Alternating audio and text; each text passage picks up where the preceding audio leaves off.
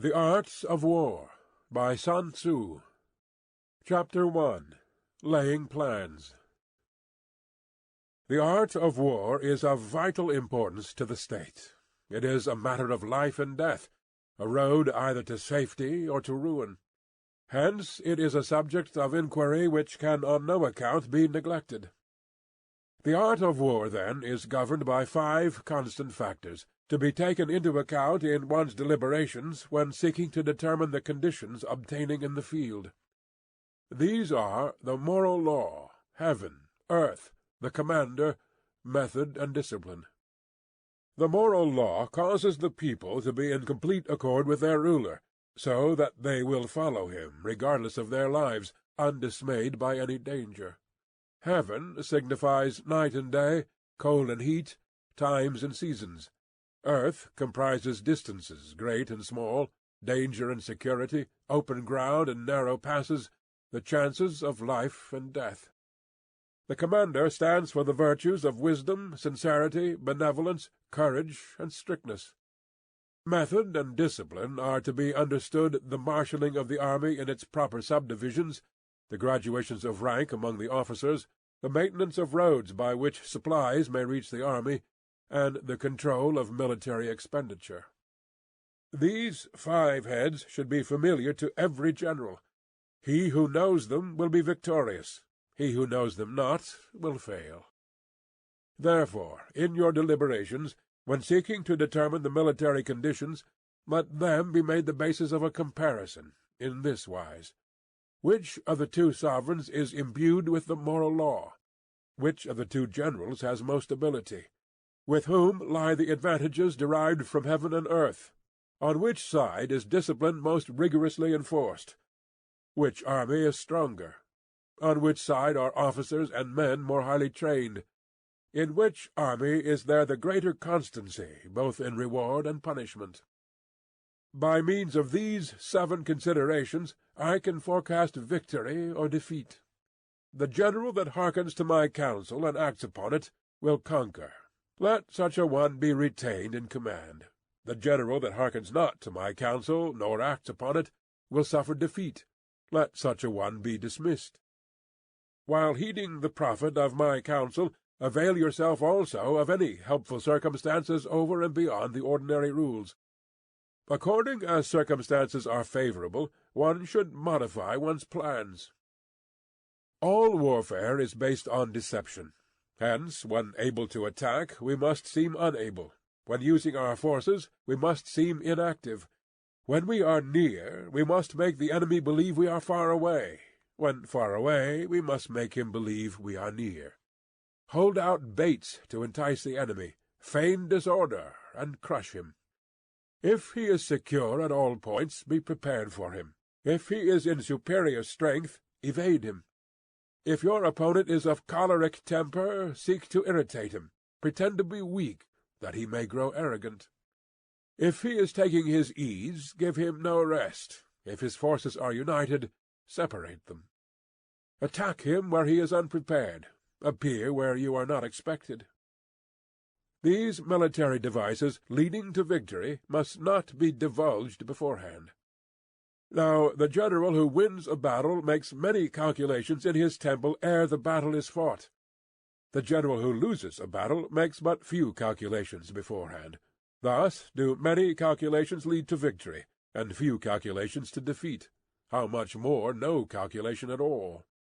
It is by attention to this point that I can foresee who is likely to win or lose.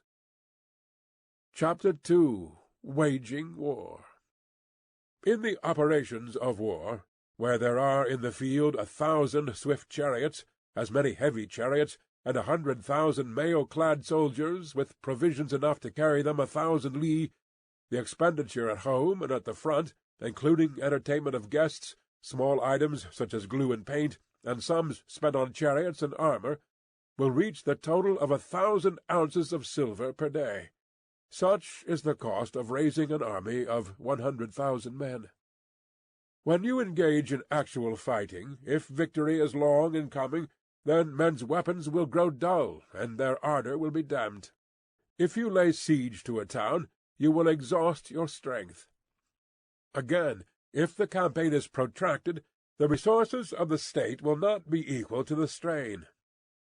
Now, when your weapons are dulled, your ardor damped, your strength exhausted, and your treasure spent, other chieftains will spring up to take advantage of your extremity. Then no man, however wise, will be able to avert the consequences that must ensue. Thus, though we have heard of stupid haste in war, cleverness has never been seen associated with long delays. There is no instance of a country having benefited from prolonged warfare. It is only one who is thoroughly acquainted with the evils of war that can thoroughly understand the profitable way of carrying it on. The skilful soldier does not raise a second levy, neither are his supply wagons loaded more than twice. Bring war material with you from home, but forage on the enemy. Thus the army will have food enough for its needs. Poverty of the state exchequer causes an army to be maintained by contributions from a distance. Contributing to maintain an army at a distance causes the people to be impoverished. On the other hand, the proximity of an army causes prices to go up, and high prices cause the people's substance to be drained away. When their substance is drained away, the peasantry will be afflicted by heavy exactions.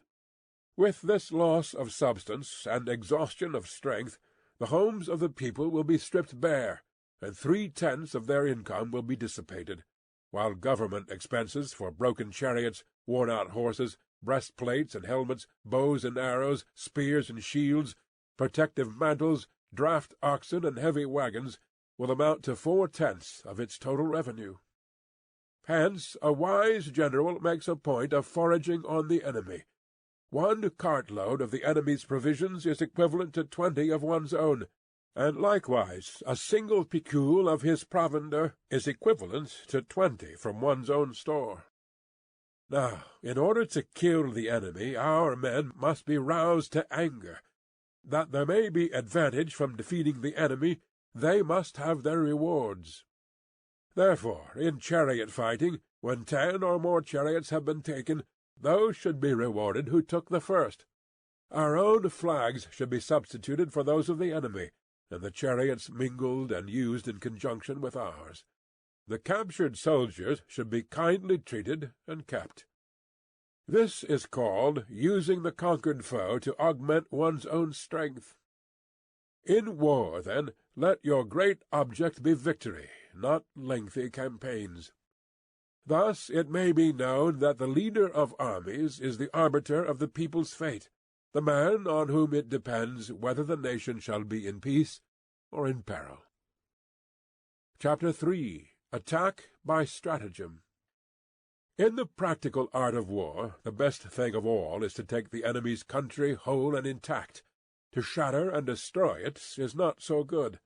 So, too, it is better to recapture an army entire than to destroy it, to capture a regiment, a detachment, or a company entire than to destroy them. Hence, to fight and conquer in all your battles is not supreme excellence. Supreme excellence consists in breaking the army's resistance without fighting. Thus the highest form of generalship is to balk the enemy's plans. The next best is to prevent the junction of the enemy's forces. The next in order is to attack the enemy's army in the field, and the worst policy of all is to besiege walled cities.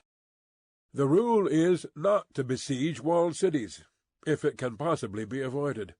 The preparation of mantlets, movable shelters, and various implements of war will take up to 3 whole months, and the piling up of mounds over against the walls will take 3 months more. The general, unable to control his irritation, will launch his men to the assault like swarming ants, with the result that 1/3 of his men are slain, while the town still remains untaken. Such are the disastrous effects of a siege. Therefore, the skilful leader subdues the enemy's troops without any fighting. He captures their cities without laying siege to them. He overthrows their kingdom without lengthy operations in the field. With his forces intact, he will dispute the mastery of the empire, and thus, without losing a man, his triumph will be complete. This is the method of attacking by stratagem. It is the rule in war, if our forces are 10 to the enemy's 1, to surround him; if 5 to 1, to attack him; if twice as numerous, to divide our army into 2. If equally matched, we can offer battle; if slightly inferior in numbers, we can avoid the enemy; if quite unequal in every way, we can flee from him. Hence, though an obstinate fight may be made by a small force, in the end it must be captured by a larger force. Now, the general is the bulwark of the state. If the bulwark is complete at all points, the state will be strong; if the bulwark is defective, the state will be weak. There are 3 ways in which a ruler can bring misfortune upon his army. 1. By commanding the army to advance or to retreat, being ignorant of the fact that it cannot obey. This is called hobbling the army. 2.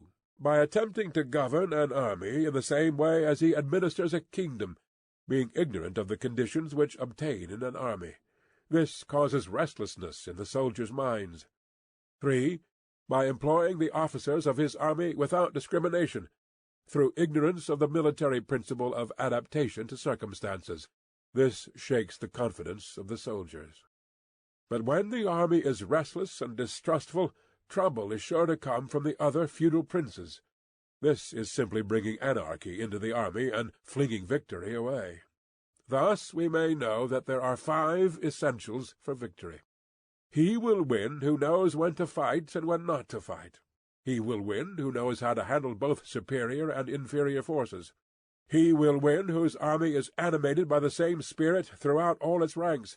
He will win who, prepared himself, waits to take the enemy unprepared. He will win who has military capacity, and is not interfered with by the sovereign. Hence the saying, "If you know the enemy, and know yourself, you need not fear the result of 100 battles.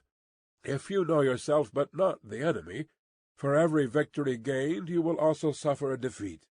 If you know neither the enemy nor yourself, you will succumb in every battle." Chapter 4. Tactical Dispositions. The good fighters of old first put themselves beyond the possibility of defeat, and then waited for an opportunity of defeating the enemy. To secure ourselves against defeat lies in our own hands, but the opportunity of defeating the enemy is provided by the enemy himself. Thus the good fighter is able to secure himself against defeat, but cannot make certain of defeating the enemy. Hence the saying, "One may know how to conquer without being able to do it." Security against defeat implies defensive tactics. Ability to defeat the enemy means taking the offensive. Standing on the defensive indicates insufficient strength; attacking, a superabundance of strength. The general who is skilled in defence hides in the most secret recesses of the earth. He who is skilled in attack flashes forth from the topmost heights of heaven. Thus, on the one hand, we have ability to protect ourselves; on the other, a victory that is complete. To see victory only when it is within the ken of the common herd is not the acme of excellence. Neither is it the acme of excellence if you fight and conquer, and the whole empire says, "Well done." To lift an autumn hair is no sign of great strength. To see the sun and moon is no sign of sharp sight. To hear the noise of thunder is no sign of a quick ear. What the ancients called a clever fighter is one who not only wins, but excels in winning with ease. Hence his victories bring him neither reputation for wisdom nor credit for courage. He wins his battles by making no mistakes. Making no mistakes is what establishes the certainty of victory, for it means conquering an enemy that is already defeated. Hence the skilful fighter puts himself into a position which makes defeat impossible, and does not miss the moment for defeating the enemy. Thus it is that in war the victorious strategist only seeks battle after the victory has been won, whereas he who is destined to defeat first fights and afterwards looks for victory. The consummate leader cultivates the moral law, and strictly adheres to method and discipline. Thus it is in his power to control success. In respect of military method, we have, firstly, measurement, secondly, estimation of quantity, thirdly, calculation, fourthly, balancing of chances, fifthly, victory. Measurement owes its existence to earth, estimation of quantity to measurement, calculation to estimation of quantity, balancing of chances to calculation, and victory to balancing of chances. A victorious army opposed to a routed one is as a pound's weight placed in the scale against a single grain. The onrush of a conquering force is like the bursting of pent-up waters into a chasm of 1,000 fathoms deep. Chapter 5. Energy. The control of a large force is the same principle as the control of a few men. It is merely a question of dividing up their numbers. Fighting with a large army under your command is nowise different from fighting with a small one. It is merely a question of instituting signs and signals. To ensure that your whole host may withstand the brunt of the enemy's attack and remain unshaken, this is effected by manoeuvres, direct and indirect. That the impact of your army may be like a grindstone dashed against an egg, this is effected by the science of weak points and strong. In all fighting, the direct method may be used for joining battle, but indirect methods will be needed in order to secure victory. Indirect tactics, efficiently applied, are inexhaustible as heaven and earth, unending as the flow of rivers and streams. Like the sun and moon, they end, but to begin anew. Like the 4 seasons, they pass away to return once more. There are not more than 5 musical notes, yet the combinations of these 5 give rise to more melodies than can ever be heard. There are not more than 5 primary colors, blue, yellow, red, white, and black, yet in combination they produce more hues than can ever be seen. There are not more than 5 cardinal tastes, sour, acrid, salt, sweet, bitter, yet combinations of them yield more flavors than can ever be tasted. In battle there are not more than 2 methods of attack, the direct and the indirect, yet these 2 in combination give rise to an endless series of manoeuvres. The direct and the indirect lead on to each other in turn. It is like moving in a circle. You never come to an end. Who can exhaust the possibilities of their combination? The onset of troops is like the rush of a torrent, which will even roll stones along in its course. The quality of decision is like the well-timed swoop of a falcon, which enables it to strike and destroy its victim. Therefore, the good fighter will be terrible in his onset, and prompt in his decision. Energy may be likened to the bending of a crossbow, decision to the releasing of a trigger. Amid the turmoil and tumult of battle there may be seeming disorder, and yet no real disorder at all. Amid confusion and chaos your array may be without head or tail, yet it will be proof against defeat. Simulated disorder postulates perfect discipline, simulated fear postulates courage, simulated weakness postulates strength. Hiding order beneath the cloak of disorder is simply a question of subdivision. Concealing courage under a show of timidity presupposes a fund of latent energy. Masking strength with weakness is to be effected by tactical dispositions. Thus one who is skilful at keeping the enemy on the move maintains deceitful appearances, according to which the enemy will act. He sacrifices something, that the enemy may snatch at it. By holding out baits he keeps him on the march, then with a body of picked men he lies in wait for him. The clever combatant looks to the effect of combined energy, and does not require too much from individuals. Hence his ability to pick out the right men, and utilize combined energy. When he utilizes combined energy, his fighting men become, as it were, like unto rolling logs or stones. For it is the nature of a log or stone to remain motionless on level ground, and to move on when on a slope. If four-cornered, to come to a standstill, but if round-shaped, to go rolling down. Thus the energy developed by good fighting men is as the momentum of a round stone rolled down a mountain thousands of feet in height. So much on the subject of energy. Chapter 6. Weak Points and Strong. Whoever is first in the field and awaits the coming of the enemy will be fresh for the fight. Whoever is second in the field and has to hasten to battle will arrive exhausted. Therefore the clever combatant imposes his will on the enemy, but does not allow the enemy's will to be imposed on him. By holding out advantages to him, he can cause the enemy to approach of his own accord, or, by inflicting damage, he can make it impossible for the enemy to draw near. If the enemy is taking his ease, he can harass him. If well supplied with food, he can starve him out. If quietly encamped, he can force him to move. Appear at points which the enemy must hasten to defend. March swiftly to places where you are not expected. An army may march great distances without distress if it marches through country where the enemy is not. You can be sure of succeeding in your attacks if you only attack places which are undefended. You can assure the safety of your defence if you only hold positions that cannot be attacked. Hence, that general is skilful in attack whose opponent does not know what to defend, and he is skilful in defence whose opponent does not know what to attack. O divine art of subtlety and secrecy! Through you we learn to be invisible, through you inaudible, and hence we can hold the enemy's fate in our hands. You may advance and be absolutely irresistible if you make for the enemy's weak points. You may retire and be safe from pursuit if your movements are more rapid than those of the enemy. If we wish to fight, the enemy can be forced to an engagement, even though he be sheltered behind a high rampart and a deep ditch. All we need do is attack some other place that he will be obliged to relieve. If we do not wish to fight, we can prevent the enemy from engaging us, even though the lines of our encampment may be merely traced out on the ground.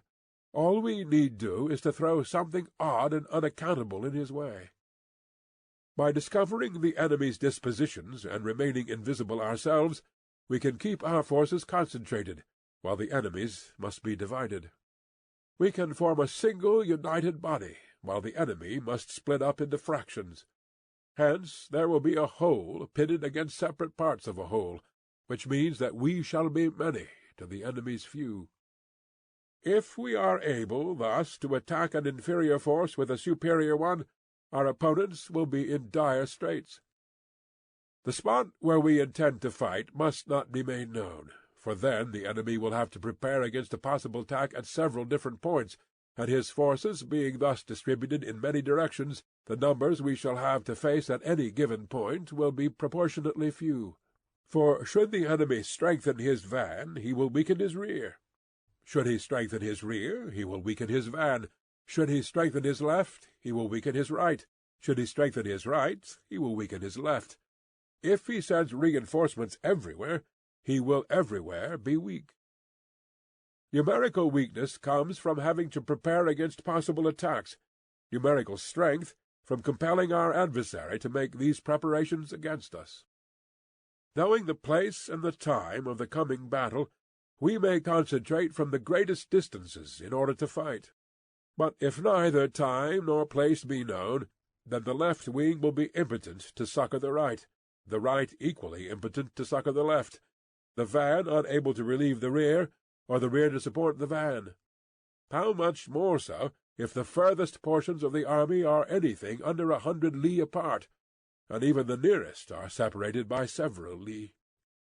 Though, according to my estimate, the soldiers of Yue exceed our own in number, that shall advantage them nothing in the matter of victory. I say, then, that victory can be achieved. Though the enemy be stronger in numbers, we may prevent him from fighting, scheme so as to discover his plans, and the likelihood of their success. Rouse him, and learn the principle of his activity or inactivity. Force him to reveal himself, so as to find out his vulnerable spots.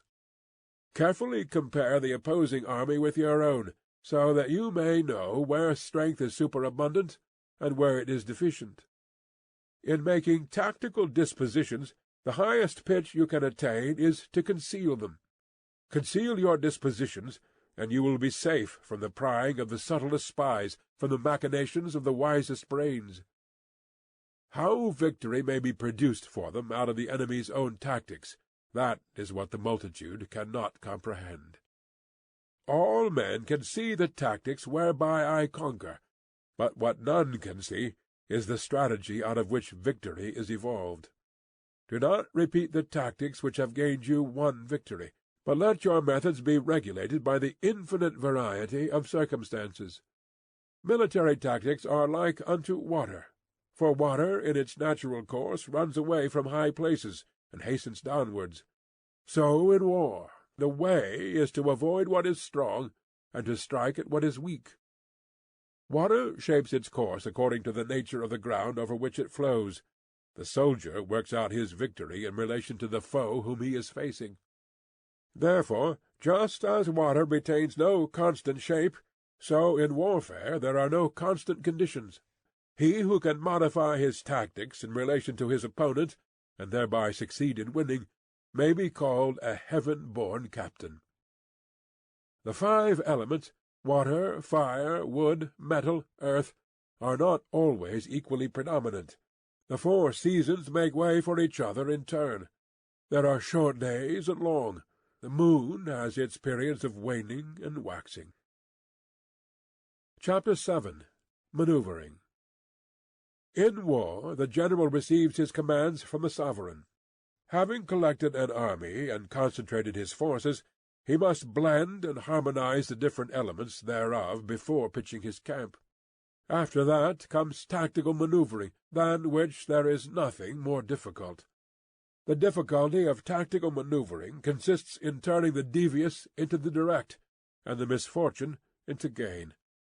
Thus, to take a long and circuitous route, after enticing the enemy out of the way, and those starting after him, to contrive to reach the goal before him, shows knowledge of the artifice of deviation. Manoeuvring with an army is advantageous, with an undisciplined multitude most dangerous. If you set a fully equipped army in march in order to snatch an advantage, the chances are that you will be too late. On the other hand, to detach a flying column for the purpose involves the sacrifice of its baggage and stores.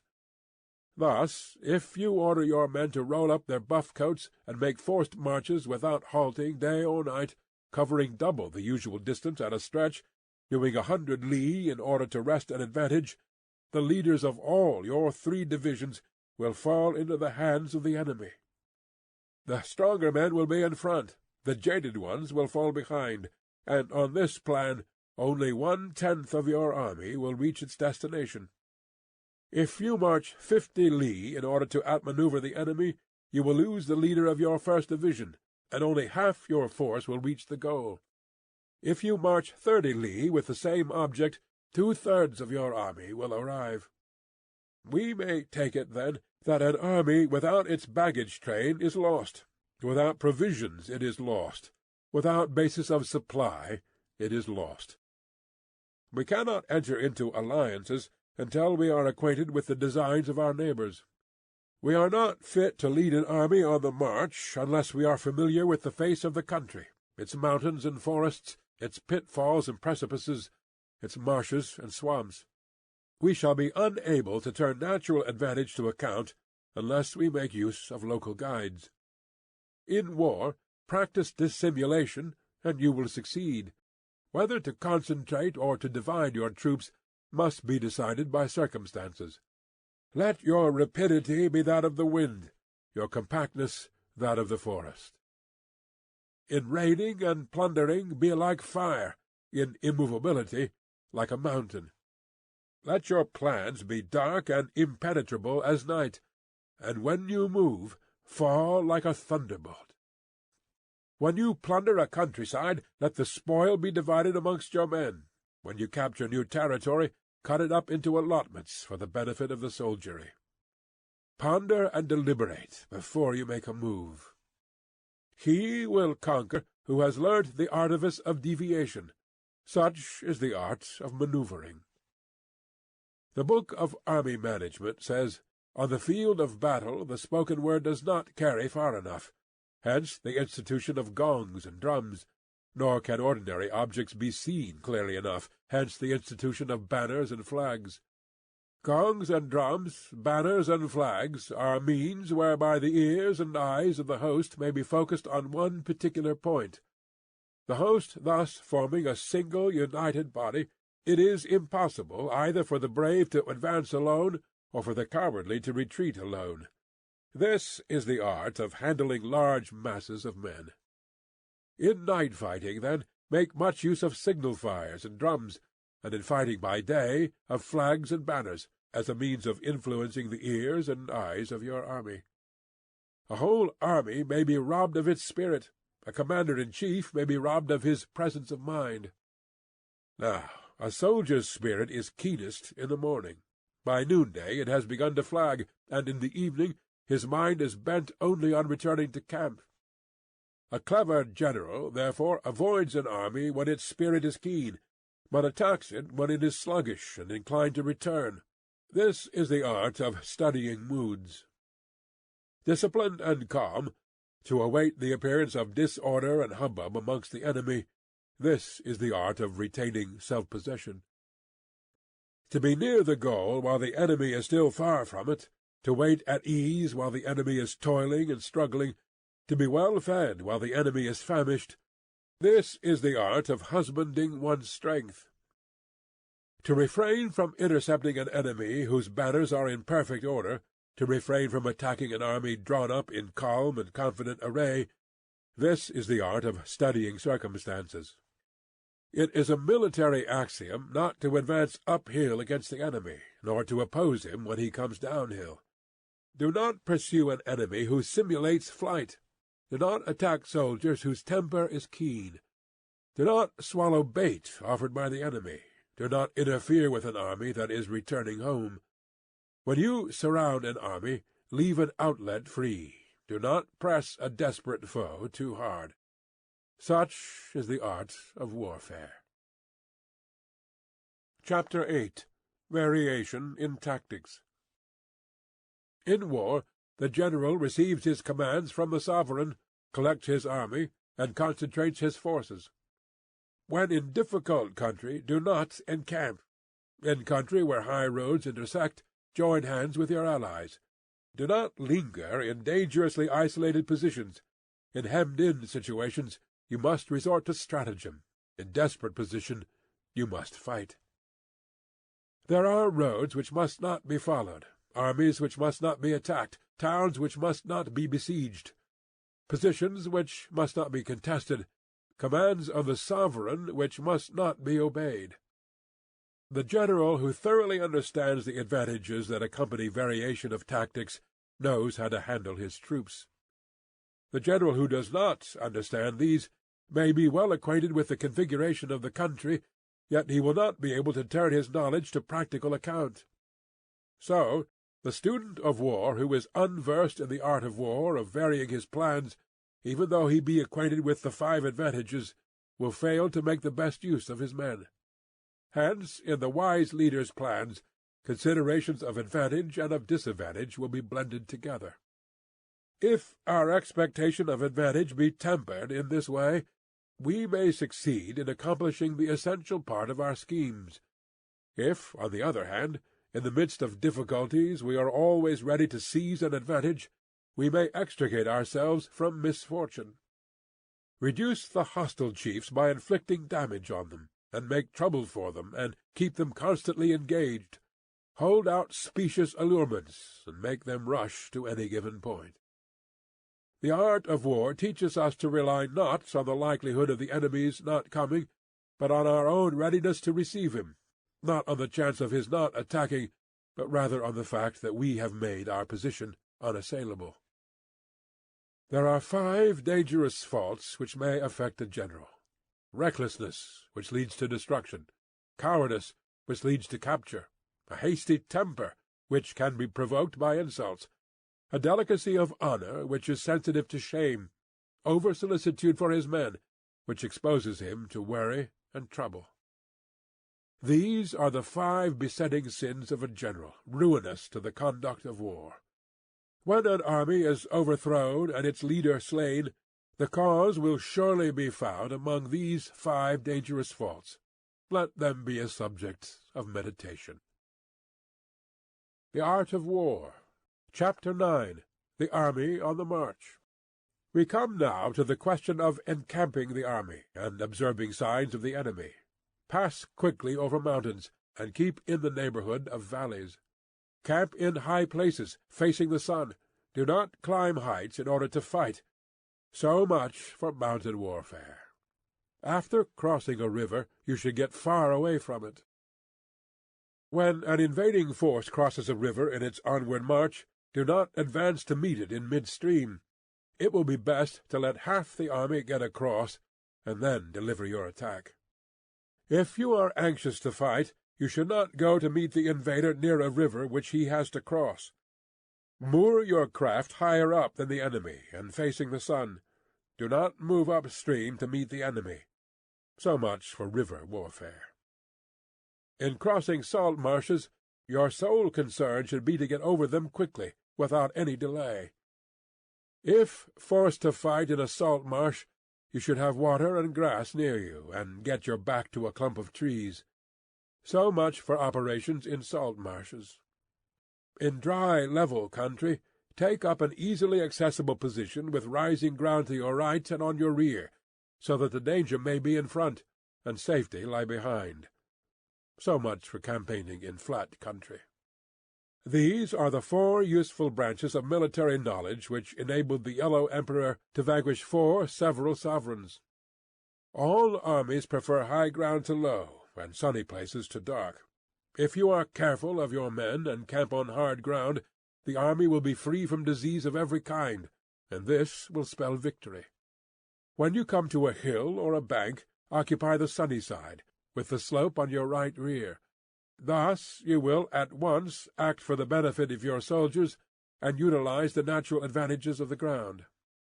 When, in consequence of heavy rains up country, a river which you wish to ford is swollen and flecked with foam, you must wait until it subsides. Country in which there are precipitous cliffs with torrents running between, deep natural hollows, confined places, tangled thickets, quagmires, and crevices, should be left with all possible speed, and not approached. While we keep away from such places, we should get the enemy to approach them. While we face them, we should let the enemy have them on his rear. If in the neighborhood of your camp there should be any hilly country, ponds surrounded by aquatic grass, hollow basins filled with reeds, or woods with thick undergrowth, they must be carefully routed out and searched, for these are places where men in ambush, or insidious spies, are likely to be lurking. When the enemy is close at hand and remains quiet, he is relying on the natural strength of his position. When he keeps aloof and tries to provoke a battle, he is anxious for the other side to advance. If his place of encampment is easy of access, he is tendering a bait. Movement amongst the trees of a forest shows that the enemy is advancing. The appearance of a number of screens in the midst of thick grass means that the enemy wants to make us suspicious. The rising of birds in their flight is the sign of an ambuscade. Startled beasts indicate that a sudden attack is coming. When there is dust rising in a high column, it is the sign of chariots advancing. When the dust is low, but spread over a wide area, it betokens the approach of infantry. When it branches out in different directions, it shows that parties have been sent to collect firewood. A few clouds of dust moving to and fro signify that the army is encamping. Humble words and increased preparations are signs that the enemy is about to advance. Violent language and driving forward, as if to attack, are signs that he will retreat. When the light chariots come out first and take up a position on the wings, it is a sign that the enemy is forming for battle. Peace proposals unaccompanied by a sworn covenant indicate a plot. When there is much running about and the soldiers fall into rank, it means that the critical moment has come. When some are seen advancing and some retreating, it is a lure. When the soldiers stand leaning on their spears, they are faint from want of food. If those who are sent to draw water begin by drinking themselves, the army is suffering from thirst. If the enemy sees an advantage to be gained and makes no effort to secure it, the soldiers are exhausted. If birds gather on any spot, it is unoccupied. Clamor by night betokens nervousness. If there is disturbance in the camp, the general's authority is weak. If the banners and flags are shifted about, sedition is afoot. If the officers are angry, it means that the men are weary. When an army feeds its horses with grain and kills its cattle for food, and when the men do not hang their cooking-pots over the campfires, showing that they will not return to their tents, you may know that they are determined to fight to the death. The sight of men whispering together in small knots, or speaking in subdued tones, points to disaffection amongst the rank and file. Too frequent rewards signify that the enemy is at the end of his resources. Too many punishments betray a condition of dire distress. To begin by bluster, but afterwards to take fright at the enemy's numbers, shows a supreme lack of intelligence. When envoys are sent with compliments in their mouths, it is a sign that the enemy wishes for a truce. If the enemy's troops march up angrily and remain facing ours for a long time without either joining battle or taking themselves off again, the situation is one that demands great vigilance and circumspection. If our troops are no more in number than the enemy, that is amply sufficient. It only means that no direct attack can be made. What we can do is simply to concentrate all our available strength, keep a close watch on the enemy, and obtain reinforcements. He who exercises no forethought, but makes light of his opponents, is sure to be captured by them. If soldiers are punished before they have grown attached to you, they will not prove submissive, and unless submissive, they will be practically useless. If, when the soldiers have become attached to you, punishments are not enforced, they will still be useless. Therefore, soldiers must be treated in the first instance with humanity, but kept under control by means of iron discipline. This is a certain road to victory. If, in training soldiers, commands are habitually enforced, the army will be well disciplined. If not, its discipline will be bad. If a general shows confidence in his men, but always insists on his orders being obeyed, the gain will be mutual. Chapter 10. Terrain. We may distinguish 6 kinds of terrain, to wit, accessible ground, entangling ground, temporizing ground, narrow passes, precipitous heights, positions at a great distance from the enemy. Ground which can be freely traversed by both sides is called accessible. With regard to ground of this nature, be before the enemy in occupying the raised and sunny spots, and carefully guard your line of supplies. Then you will be able to fight with advantage. Ground which can be abandoned but is hard to reoccupy is called entangling. From a position of this sort, if the enemy is unprepared, you may sally forth and defeat him. But if the enemy is prepared for your coming, and you fail to defeat him, then, return being impossible, disaster will ensue. When the position is such that neither side will gain by making the first move, it is called temporizing ground. In a position of this sort, even though the enemy should offer us an attractive bait, it will be advisable not to stir forth, but rather to retreat, thus enticing the enemy in his turn. Then, when part of his army has come out, we may deliver our attack with advantage. With regard to narrow passes, if you can occupy them first, let them be strongly garrisoned and await the advent of the enemy. Should the army forestall you in occupying a pass, do not go after him if the pass is fully garrisoned, but only if it is weakly garrisoned. With regard to precipitous heights, if you are beforehand with your adversary, you should occupy the raised and sunny spots, and there wait for him to come up. If the enemy has occupied them before you, do not follow him, but retreat and try to entice him away. If you are situated at a great distance from the enemy, and the strength of the two armies is equal, it is not easy to provoke a battle, and fighting will be to your disadvantage. These 6 are the principles connected with earth. The general who has attained a responsible post must be careful to study them. Now, the army is exposed to 6 several calamities, not arising from natural causes, but from faults for which the general is responsible. These are flight, insubordination, collapse, ruin, disorganization, rout. Other conditions being equal, if one force is hurled against another 10 times its size, the result will be the flight of the former.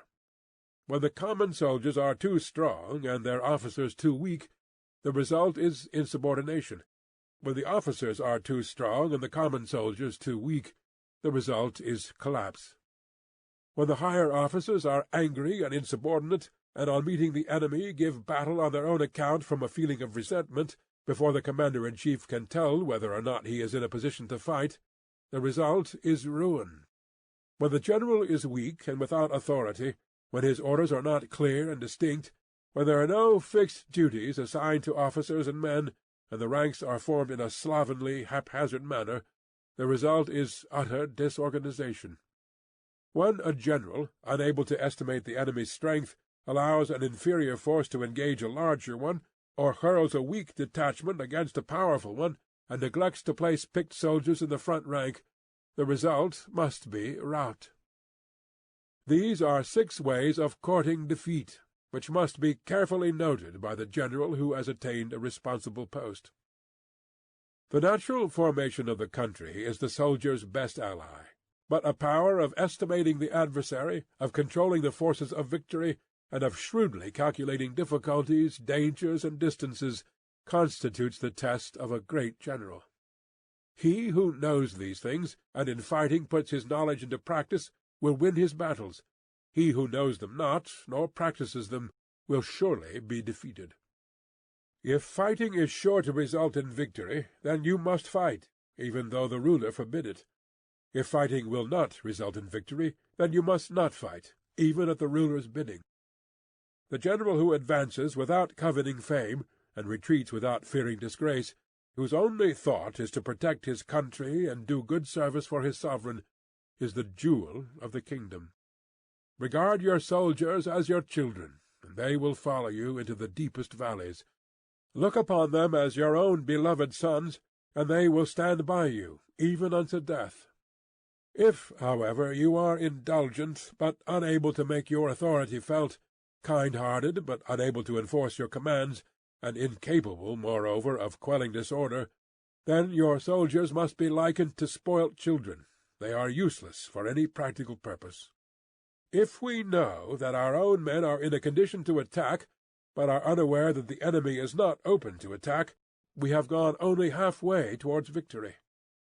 If we know that the enemy is open to attack, but are unaware that our own men are not in a condition to attack, we have gone only half-way towards victory. If we know that the enemy is open to attack, and also know that our men are in a condition to attack, but are unaware that the nature of the ground makes fighting impracticable, we have still gone only half-way towards victory. Hence the experienced soldier, once in motion, is never bewildered. Once he has broken camp, he is never at a loss. Hence the saying, "If you know the enemy and know yourself, the victory will not stand in doubt. If you know heaven and know earth, you may make your victory complete." Chapter 9. The 9 Situations. The art of war recognizes 9 varieties of ground: dispersive ground, facile ground, contentious ground, open ground, ground of intersecting highways, serious ground, difficult ground, hemmed-in ground, desperate ground. When a chieftain is fighting in his own territory, it is dispersive ground.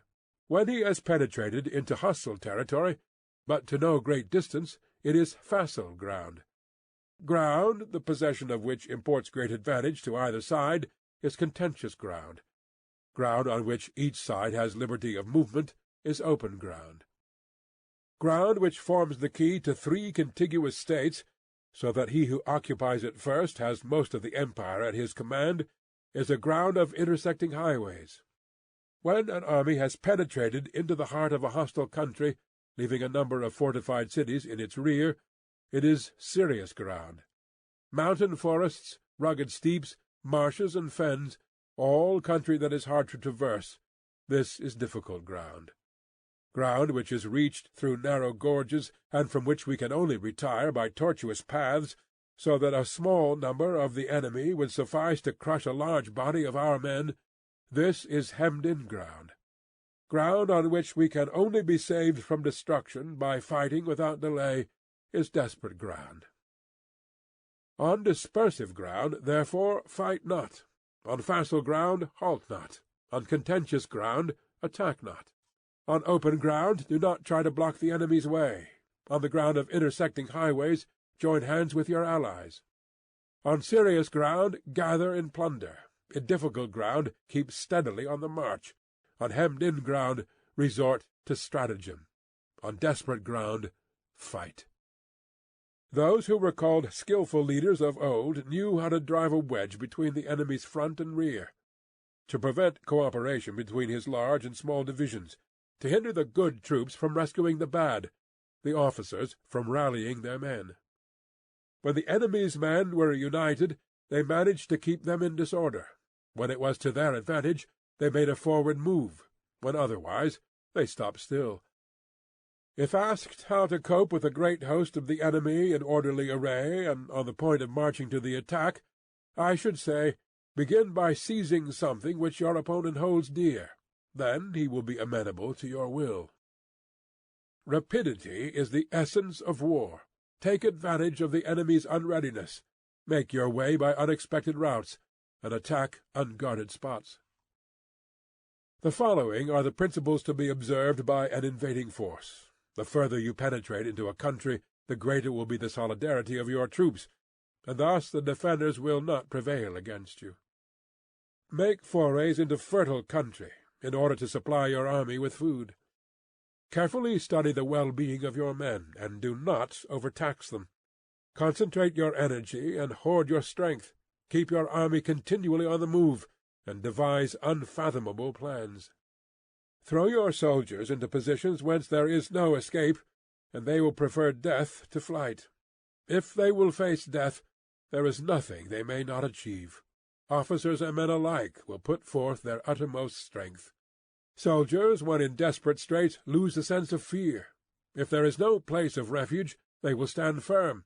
If they are in hostile country, they will show a stubborn front. If there is no help for it, they will fight hard. Thus, without waiting to be marshalled, the soldiers will be constantly on the qui-vive. Without waiting to be asked, they will do your will. Without restrictions, they will be faithful. Without giving orders, they can be trusted. Prohibit the taking of omens, and do away with superstitious doubts. Then, until death itself comes, no calamity need be feared. If our soldiers are not overburdened with money, it is not because they have a distaste for riches. If their lives are not unduly long, it is not because they are disinclined to longevity. On the day they are ordered out to battle, your soldiers may weep, those sitting up bedewing their garments, and those lying down letting the tears run down their cheeks. But let them once be brought to bay, and they will display the courage of a Chu or a Kuei. The skilful technician may be likened to the Shui Jan. Now, the Shui Jan is a snake that is found in the Chung Mountains. Strike at its head, and you will be attacked by its tail. Strike at its tail, and you will be attacked by its head. Strike at its middle, and you will be attacked by head and tail both. Asked if an army can be made to imitate the Shui Jan, I should answer yes. For the men of Wu and the men of Yue are enemies. Yet if they are crossing a river in the same boat, and are caught by a storm, they will come to each other's assistance, just as the left hand helps the right. Hence it is not enough to put one's trust in the tethering of horses and the burying of chariot wheels in the ground. The principle on which to manage an army is to set up one standard of courage which all must reach. How to make the best of both strong and weak, that is a question involving the proper use of ground. Thus the skilful general conducts his army just as though he were leading a single man willy-nilly by the hand. It is the business of a general to be quiet, and thus ensure secrecy, upright and just, and thus maintain order.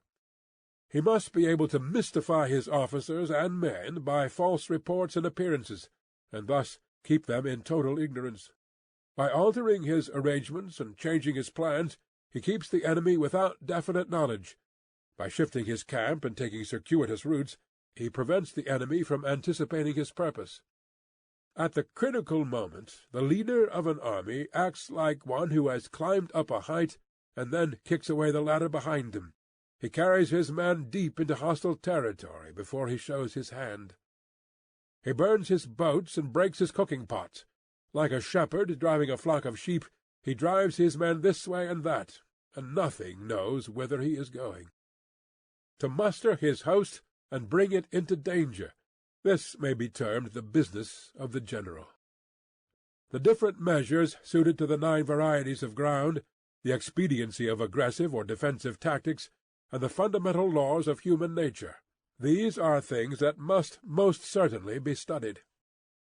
When invading hostile territory, the general principle is that penetrating deeply brings cohesion. Penetrating but a short way means dispersion. When you leave your own country behind and take your army across the neighborhood territory, you find yourself on critical ground. When there are means of communication on all 4 sides, the ground is one of interesting highways. When you penetrate deeply into a country, it is serious ground. When you penetrate but a little way, it is facile ground. When you have the enemy's strongholds on your rear and narrow passes in front, it is hemmed-in ground. When there is no place of refuge at all, it is desperate ground. Therefore, on dispersive ground, I would inspire my men with unity of purpose. On facile ground, I would see that there is close connection between all parts of my army. On contentious ground, I would hurry up my rear. On open ground, I would keep a vigilant eye on my defences. On ground of interesting highways, I would consolidate my alliances. On serious ground, I would try to ensure a continuous stream of supplies. On difficult ground, I would keep pushing on along the road. On hemmed-in ground, I would block any way of retreat. On desperate ground, I would proclaim to my soldiers the hopelessness of saving their lives, for it is the soldier's disposition to offer an obstinate resistance when surrounded, to fight hard when he cannot help himself, and to obey promptly when he has fallen into danger. We cannot enter into alliance with neighboring princes until we are acquainted with their designs. We are not fit to lead an army on the march unless we are familiar with the face of the country, its mountains and forests, its pitfalls and precipices, its marshes and swamps. We shall be unable to turn natural advantages to account unless we make use of local guides. To be ignored of any one of the following 4 or 5 principles does not befit a warlike prince. When a warlike prince attacks a powerful state, his generalship shows itself in preventing the concentration of the enemy's forces. He overawes his opponents, and their allies are prevented from joining against him. Hence he does not strive to ally himself with all and sundry, nor does he foster the power of other states. He carries out his own secret designs, keeping his antagonists in awe. Thus he is able to capture their cities and overthrow their kingdoms. Bestow rewards without regard to rule, issue orders without regard to previous arrangements, and you will be able to handle a whole army as though you had to do with but a single man. Confront your soldiers with the deed itself. Never let them know your design. When the outlook is bright, bring it before their eyes, but tell them nothing when the situation is gloomy. Place your army in deadly peril, and it will survive. Plunge it into desperate straits, and it will come off in safety. For it is precisely when a force has fallen into harm's way that it is capable of striking a blow for victory. Success in warfare is gained by carefully accommodating ourselves to the enemy's purpose. By persistently hanging on the enemy's flank, we shall succeed in the long run in killing the commander-in-chief. This is called ability to accomplish a thing by sheer cunning. On the day that you take up your command, block the frontier passes, destroy the official tallies, and stop the passage of all emissaries. Be stern in the council-chamber, so that you may control the situation. If the enemy leaves a door open, you must rush in. Forestall your opponent by seizing what he holds dear, and subtly contrive to time his arrival on the ground. Walk in the path defined by rule, and accommodate yourself to the enemy until you can fight a decisive battle. At first, then, exhibit the coyness of a maiden, until the enemy gives you an opening. Afterwards, emulate the rapidity of a running hare, and it will be too late for the enemy to oppose you. Chapter 12. The Attack by Fire. There are 5 ways of attacking with fire. The first is to burn soldiers in their camp. The second is to burn stores. The third is to burn baggage trains. The fourth is to burn arsenals and magazines. The fifth is to hurl dropping fire amongst the enemy. In order to carry out an attack, we must have means available. The material for raising fire should always be kept in readiness. There is a proper season for making attacks with fire, and special days for starting a conflagration. The proper season is when the weather is very dry. The special days are those when the moon is in the constellations of the sieve, the wall, the ring, or the crossbar, for these 4 are all days of rising wind. In attacking with fire, one should be prepared to meet 5 possible developments. When fire breaks out inside the enemy's camp, respond at once with an attack from without. If there is an outbreak of fire, but the enemy's soldiers remain quiet, bide your time and do not attack. When the force of the flames has reached its height, follow it up with an attack, if that is practicable. If not, stay where you are. If it is possible to make an assault with fire from without, do not wait for it to break out within, but deliver your attack at a favorable moment. When you start a fire, be to windward of it. Do not attack from the leeward. A wind that rises in the daytime lasts long, but a night breeze soon falls. In every army, the 5 developments connected with fire must be known, the movements of the stars calculated, and a watch kept for the proper days. Hence, those who use fire as an aid to the attack show intelligence. Those who use water as an aid to the attack gain an accession of strength. By means of water, an enemy may be intercepted, but not robbed of all his belongings. Unhappy is the fate of one who tries to win his battles and succeed in his attacks without cultivating the spirit of enterprise, for the result is waste of time and general stagnation. Hence the saying, "The enlightened ruler lays his plans well ahead. The good general cultivates his resources." Move not unless you see an advantage. Use not your troops unless there is something to be gained. Fight not unless the position is critical. No ruler should put troops into the field merely to gratify his own spleen. No general should fight a battle simply out of pique. If it is to your advantage, make a forward move. If not, stay where you are. Anger may in time change to gladness. Vexation may be succeeded by content. But a kingdom that has once been destroyed can never come again into being, nor can the dead ever be brought back to life. Hence the enlightened ruler is heedful, and the good general full of caution. This is the way to keep a country at peace and an army intact. Chapter 13. The Use of Spies. Raising a host of 100,000 men and marching them great distances entails heavy loss on the people and a drain on the resources of the state. The daily expenditure will amount to 1,000 ounces of silver. There will be commotion at home and abroad, and men will drop down exhausted on the highways. As many as 700,000 families will be impeded in their labor. Hostile armies may face each other for years, striving for the victory which is decided in a single day. This being so, to remain in ignorance of the enemy's condition, simply because one grudges the outlay of 100 ounces of silver in honors and emoluments, is the height of inhumanity. One who acts thus is no leader of men, no present help to his sovereign, no master of victory. Thus, what enables the wise sovereign and the good general to strike and conquer, and achieve things beyond the reach of ordinary men, is foreknowledge. Now this foreknowledge cannot be elicited from spirits. It cannot be obtained inductively from experience, nor by any deductive calculation. Knowledge of the enemy's dispositions can only be obtained from other men. Hence the use of spies, of whom there are 5 classes: local spies, inward spies, converted spies, doomed spies, surviving spies. When these 5 kinds of spy are all at work, none can discover the secret system. This is called divine manipulation of the threads. It is the sovereign's most precious faculty. Having local spies means employing the services of the inhabitants of a district.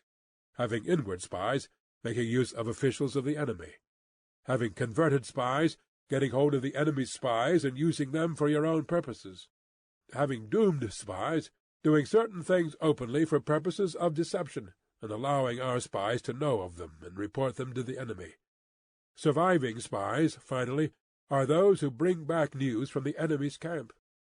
Hence it is that with none in the whole army are more intimate relations to be maintained than with spies. None should be more liberally rewarded. In no other business should greater secrecy be preserved. Spies cannot be usefully employed without a certain intuitive sagacity. They cannot be properly managed without benevolence and straightforwardness. Without subtle ingenuity of mind, one cannot make certain of the truth of their reports. Be subtle. Use your spies for every kind of business. If a secret piece of news is divulged by a spy before the time is ripe, he must be put to death, together with the man to whom the secret was told. Whether the object be to crush an army, to storm a city, or to assassinate an individual, it is always necessary to begin by finding out the names of the attendants, the aides-de-camp, and doorkeepers and sentries of the general in command. Our spies must be commissioned to ascertain these. The enemy's spies who have come to spy on us must be sought out, tempted with bribes, led away, and comfortably housed. Thus they will become converted spies and available for our service. It is through the information brought by the converted spy that we are able to acquire and employ local and inward spies. It is owing to his information again that we can cause the doomed spy to carry false tidings to the enemy. Lastly, it is by his information that the surviving spy can be used on appointed occasions. The end and aim of spying in all its 5 varieties is knowledge of the enemy, and this knowledge can only be derived, in the first instance, from the converted spy. Hence it is essential that the converted spy be treated with the utmost liberality.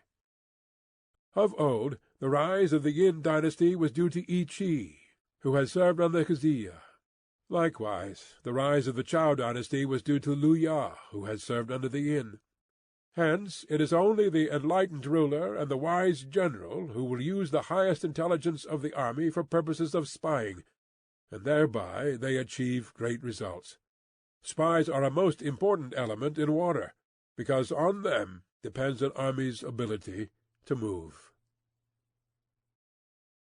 End of The Art of War, by Sun Tzu.